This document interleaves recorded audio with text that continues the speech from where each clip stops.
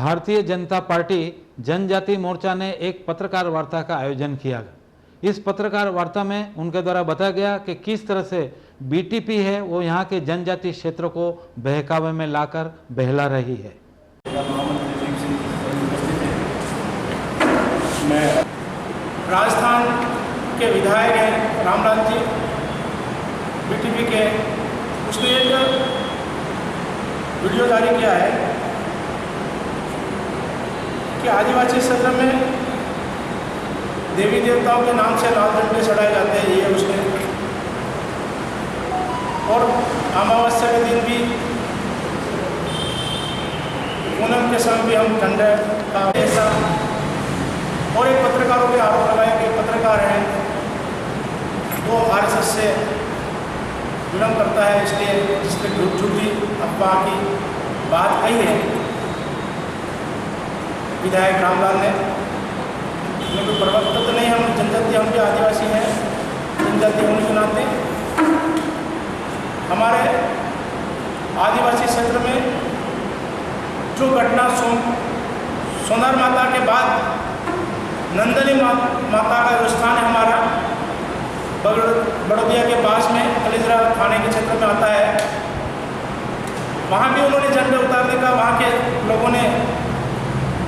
जो झंडा लगा हुआ था नंदनी माता का, वो भी उन्होंने उतारा।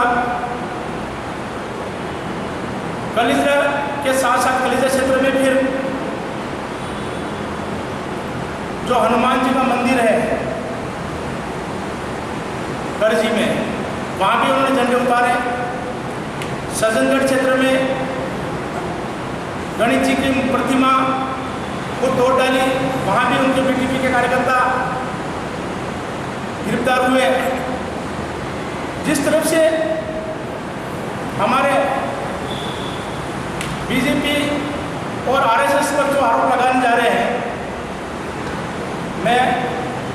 हमारे आदिवासी क्षेत्र के नाते उदयपुर संभाग के हादसे ने आज हमारे परम प्रकृति पूजक आदिवासी हैं, भगवान राम को भी पूजता है, भगवान कृष्ण को पूजता है, सतीश रुमाल को भी जय गुरु के नाम से पूजता है, गोविंद गुरु महाराज को भी मानगढ़ धाम के क्षेत्र में उसके भी धोनिया गाँव में लगी, बेणेश्वर धाम का भी क्षेत्र हमारा भक्त के माध्यम से बेणेश्वर धाम है, और इधर भोटियांबा का क्षेत्र हमारा महादेव का स्थान है भोटियांबा। इस तरह से बीटीपी के लोग हमारे लोगों को हम हिंदू नहीं हैं, इस तरह से गलत दिशा देने का काम कर रहे हो। आज हमारे भारतीय जनता पार्टी जनजाति मोर्चे की प्रेस कॉन्फ्रेंस के माध्यम से मैं आपको अवगत करवाना चाहता हूं कि हमारे टीएसपी एरिया के अंदर बांसवाड़ा डूंगरपुर के अंदर कुछ ऐसी ताकतें सक्रिय हो गई जो हमारा धार्मिक सौहार्द, हमारा सामाजिक सौहार्द बिगाड़ने का प्रयास कर रहे हैं। वे कौन सी ताकतें हैं? मैं आपको बताना चाहता हूं कि ये लोग इस क्षेत्र में इन्होंने जो शुरुआत की थी, कौन नाम? आदिवासी परिवार के हिसाब से इन लोगों ने शुरुआत की। आदिवासी परिवार के हिसाब से इन लोगों ने जाके सामाजिक मीटिंगें की, लोगों को गलत तथ्य बताए गए, जोहार के बारे में बताया इन लोगों ने, और उसके तुरंत बाद में जब इन लोगों के सब जगह आदिवासी परिवार के नाम से शिविर लगा करके इनका काम हो गया, तो फिर इन्होंने उसका राजनीतिक संगठन के तौर पर भारतीय ट्राइबल पार्टी का नाम दिया, और भारतीय ट्राइबल पार्टी ने इस एरिया के अंदर आदिवासी समाज को गुमराह करने के लिए ऐसी ऐसी बातें लेकर के आए जो संविधान के विपरीत है, जैसे 100% आरक्षण। 100% आरक्षण किसी भी समाज को नहीं दिया जा सकता। हाँ, जनसंख्या के अनुपात में जरूर आदिवासी जिस संख्या में रहता है वो बात हो सकती है, लेकिन आप 100% की बात करके आदिवासी समाज को गुमराह कर रहे हैं। इसके बाद भी ये लोग आदिवासी भाइयों को समाज के नाम पे इकट्ठा किया, उनसे मीठी मीठी बातें की, उनको प्रलोभन दे करके कहीं न कहीं ये चुनाव जीते 84 और सागवाड़ा की 2 सीटें लेकर के आए।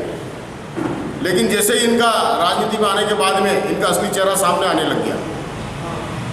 पिछले कुछ समय से इनकी ऐसी ऐसी हरकतें सामने आई। हमारे बांसवाड़ा जिले के अंदर सज्जनगढ़ के अंदर कसारवाड़ी क्षेत्र में भगवान गणेश जी की मूर्ति की चोरी करना, उसको खंडित कर देना और हिंदू धर्म के विरोध होने के बाद में हिंदू समाज के द्वारा, वहाँ के लोगों के द्वारा विरोध के बाद में ये आया कि फिर उसके जो कार्यकर्ता थे वो बीटीपी के थे। नंदिनी माता का मंदिर का जो देखा है, वहाँ की ध्वज उतारने का काम बीटीपी के लोगों ने किया। सलूमर के अंदर वहाँ माता जी के मंदिर में, सोनार माता के मंदिर में भगवा ध्वज उतार करके वहाँ 2 रंग का ध्वज, दूसरा ध्वज लगा दिया।